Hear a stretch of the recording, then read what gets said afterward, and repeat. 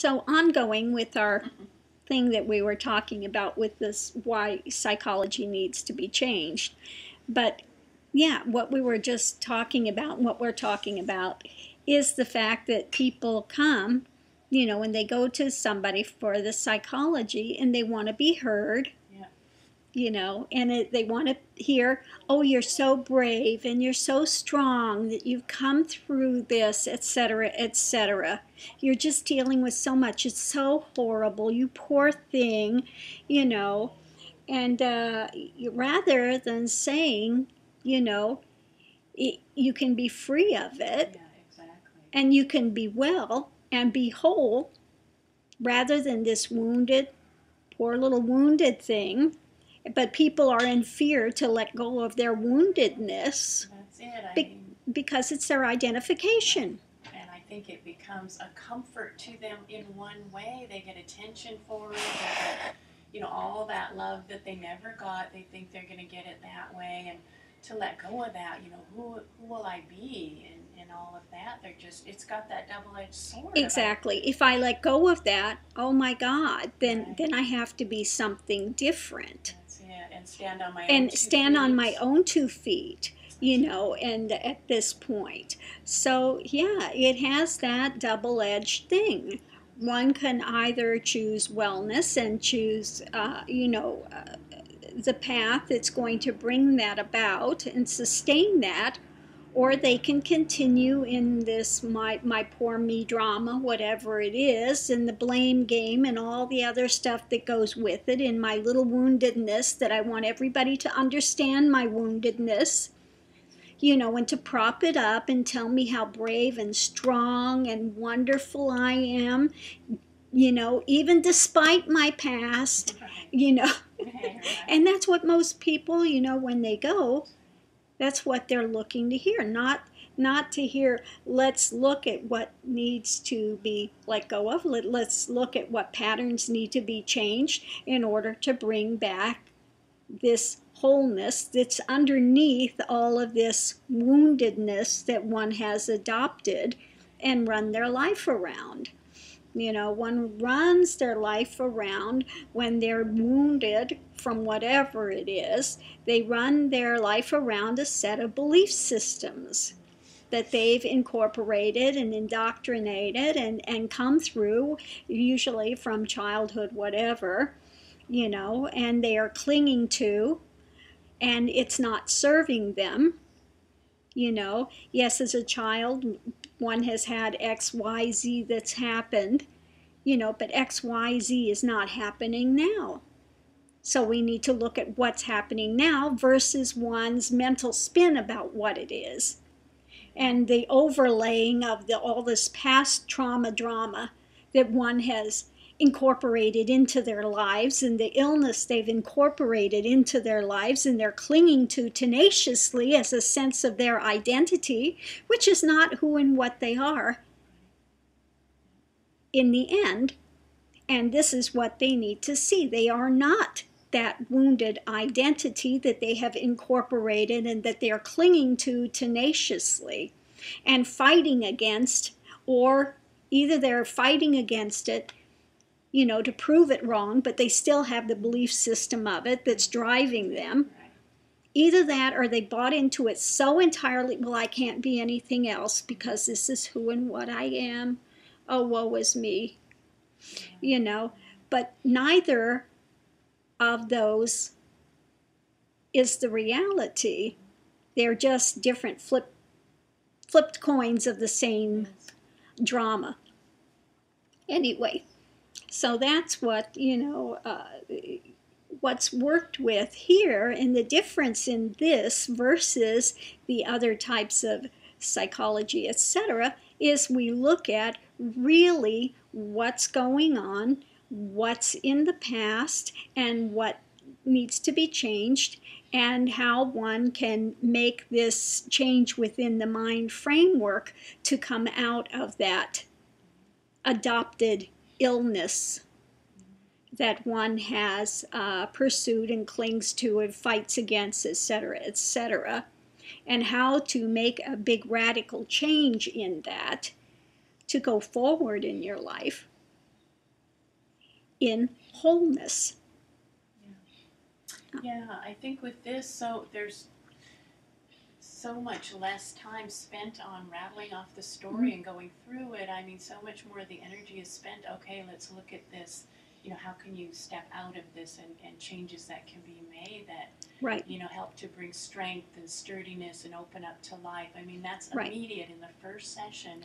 And it happens very rapidly. The first thing we do is we look at, okay, what's this woundedness? right, What's going on in the psychology of that? Let's bring it to the table point blank and we look at it, and then we go from there. We look at what doors we can open to explore it and get to the bottom of it and pull it out by the roots so it doesn't flourish any longer. well, exactly. It's looked at, the story is looked at more as a jumping off point Right. versus putting it out there to get substantiated and sift through and Right. all of that, which is really more what psychoanalysis does. It's a jumping off point of going deeper. You know? Right. So it's almost like a tool versus a, Right. let's get this more ingrained and go through it on and on and on. Right, you know? right. It is a jumping off point here, and we look at it and we say, okay, this is the belief system. This is the mental framework that one is in. This is the spin that's behind the scenes. This is what one has adopted in their life and is running and basing their life on, and all of their life experiences that are coming. What's the undercurrent of it? Okay, so we look at the current, where it's flowing, and we start working to divert that current into something that's again more beneficial. We look at what's underneath of that and find the flaws and the fallacies of it. So one can awaken to the flaws and the fallacies of it, and once that can be clearly seen, it's like I could have had a V8 moment, you know, oh my God, I could have had something different in my life. Yeah, it just stops it in its tracks, and I think people are a bit startled by that. They're kind of Yeah. ready to just kind of keep going through their story, but it clips it and it moves it in a completely different direction. Right, Very right. rapidly. Right, right. It can cut through that very rapidly. You're on that path. Well, okay, you can continue to go down that path, or we can turn the corner and go in a different direction. And to see that there is a choice there. I think so many people, they don't really, until they really hear there's a choice there. Boy, I've been making a choice to entertain this. I can make Right. a choice to get out. You can of make a it choice to get out of it. completely. And yes, I know that sounds oversimplified, but it is based in a fact. One can make choices that will help to move one through it. It doesn't happen, okay, overnight, immediately. You know, yes, it's going to be challenging, usually in the beginning, and you have to relearn a different pattern rather than buying into this old pattern that you've had substantiated for X amount of years. You have to break that pattern and then start moving in another direction, and there are concrete steps that one has to take in order to do that. Right, it's not a snap your fingers boom, Yeah. but you know what it does is it opens that door. It kind of starts opening it and giving some new life and possibilities there. Right. It's not a magic wand. No, you have to do It the work. does take some work that one has to put in place. But if one is willing to do that work and really see it for what it is, they can make rapid changes rather than staying in the same old spin. You know, well, people don't understand, and this has happened, and that has happened, and so this is the way I am, etc., etc., etc. Okay, this is the way that one has been to this point, but from this point, it can change. It doesn't have to remain in that stuck place of darkness and illness and, you know, misbegotten ideas. One can and does have the ability to change it and go forward in their life into something healthy. It's possible. Okay, it's possible with And this is the problem I have with addiction centers and stuff like that. They clean the person out from the drugs. Okay, they give them a 12-step program, doesn't go far enough. Unless they find out what it is that's driving them, they're not going to get out of their addiction, because it will be the same driving underlying drama and fear that's driving them to addiction to begin with. That's still in place.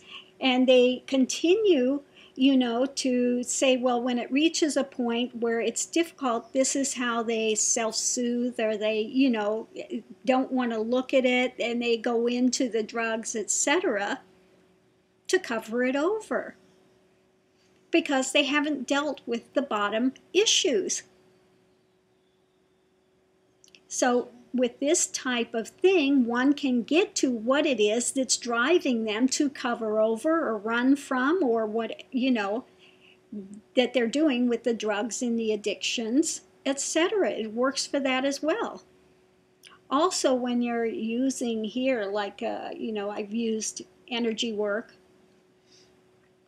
with somebody that had to have surgery, that was very addicted to Oxycontin, oxycodone, was slamming them handfuls, and was their liver enzymes were way out of whack, was able to bring that down in a very rapid time, get them through that addiction in a very rapid time. They had no withdrawal symptoms, and was able to go forward and get her surgery done.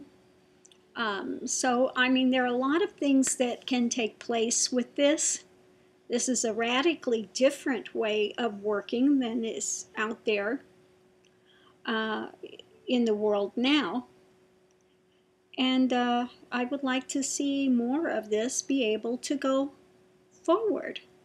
It's time for, something better to come forward for humanity in the realm of psychology, addictions, etc. Absolutely. Yeah. 12-step program is fabulous. It's fine as far as it goes, but again, it doesn't go far enough. Tony Robbins and all of this walk on coals and nonsense, and sitting there telling yourself that, I'm big, I can do this, yada yada. This affirmation, when underlying it, you have this sense of woundedness. I'm sorry, it is not going to pull you out of that. It may cover it over for a short time, but as far as curing or getting to the bottom of what's there, it just is not going to do it. It's not going to do it. So, again, that's a little bit of what's the difference here. I thought it was good to bring out a little bit more on kind of what's the difference here versus it's huge. Versus other types of psychologies and things. But it is a radically different way of working with people than what is out there in the realm of psychology, etc., etc. So I hope this has helped to shed a little more light. I'm not getting into all of the, exactly what all is done here, but just suffice to say, it is radically different than what one finds out in the realm of psychology today. Just a little. Yeah, just a bit. So, namaste.